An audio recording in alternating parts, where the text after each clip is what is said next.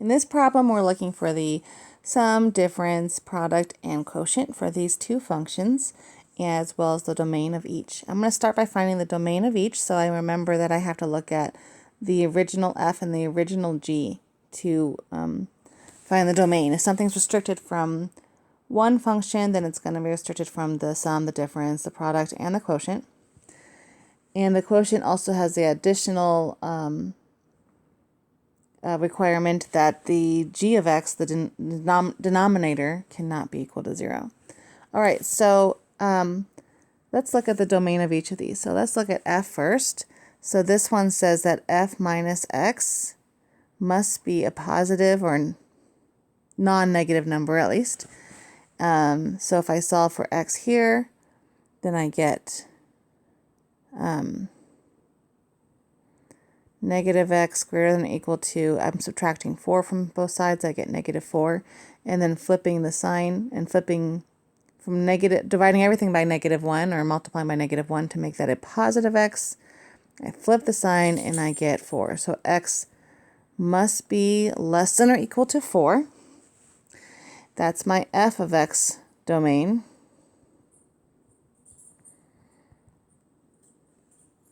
And then my g of x domain says, I'm going to move this over.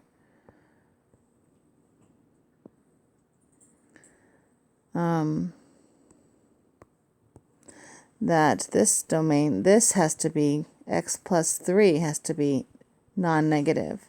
So when I solve for x here, I get x is greater than or equal to negative 3.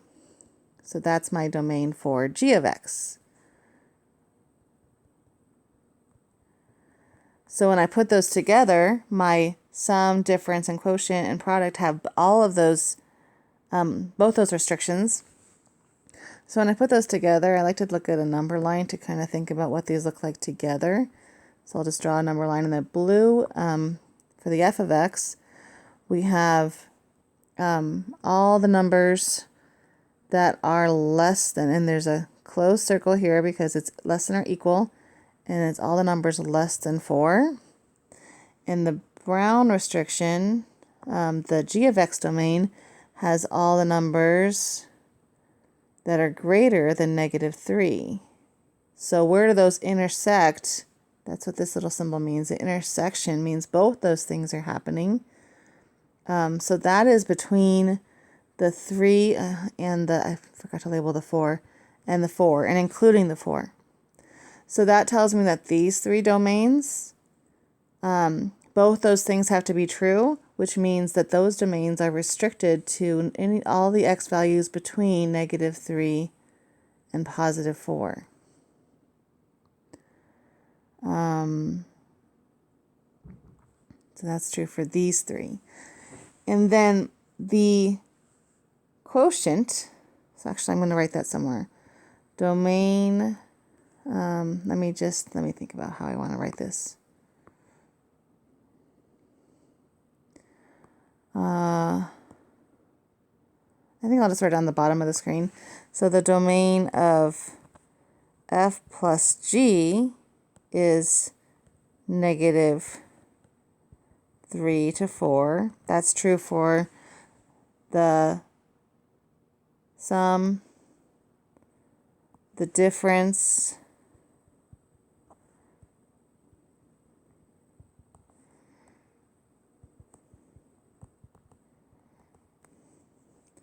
the product,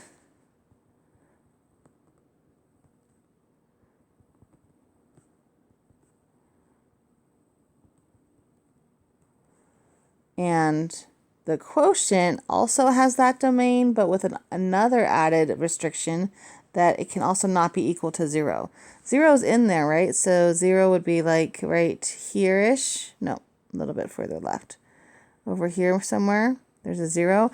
I have to exclude that from the domain of, no, I'm sorry. I said that wrong. The g of x cannot be equal to 0. That's this thing. So that means when I looked at, I should do the brown again. No, you won't.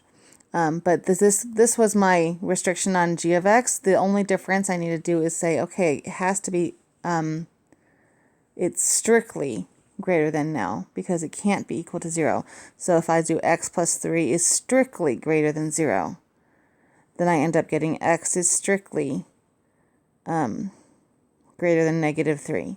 So to make that a strictly greater than and not a equal to or greater than, I just change that. Whoops, I'm going to do over here. The domain of f divided by g is does not include the negative 3. So I do an open parenthesis for the negative 3. So the only difference between the domain for the quotient and the other three operations is that I do not include the possibility that g could be equal to 0. All right, now I need to go through and find those 4 operations. So I got my domains, and now it's time to do the operations. So I'm going to start with addition. So f plus g, that's an abbreviation for f of x plus g of x, which is 4 minus x plus 3. That is actually a final sum along with this domain because there's no like terms there. So that's my final answer for f plus g. Now moving on to f minus g, or the difference, so f minus g. Again, that is a abbreviation for f of x minus f of g. And just like addition, I can't combine these. There's no like terms. So I just write a minus sign instead of a plus sign.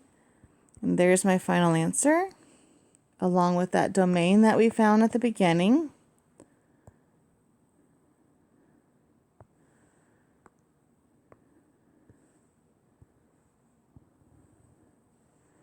All right, and then the product, that's f times g. That's an abbreviation for f of x times g of x, which is 4 minus x times x plus 3. So theoretically, I could FOIL this out, but it won't get any prettier. I'm going to write it a little bit different. Square root of 4 minus x times square root of x plus 3. That's an acceptable final answer because, the only thing else I could do really is FOIL this and do 4 minus x. I can put them under the same square root and then FOIL them to get a quadratic. But it's not much prettier than this. This is the factored form versus the standard form of the quadratic. So both are acceptable, and then my domain that we found at the beginning. So there's my final answer there. And then finally the quotient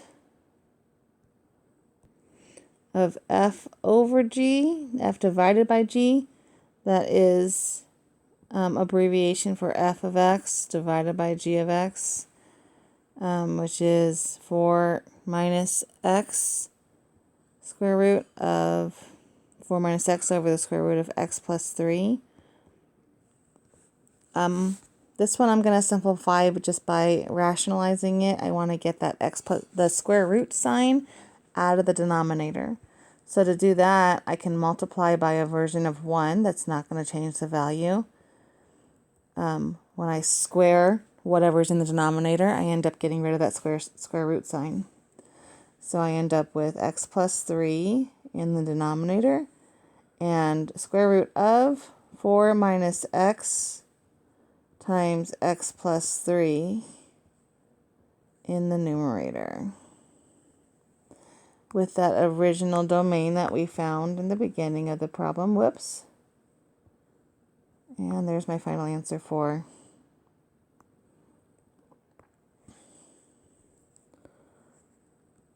the quotient.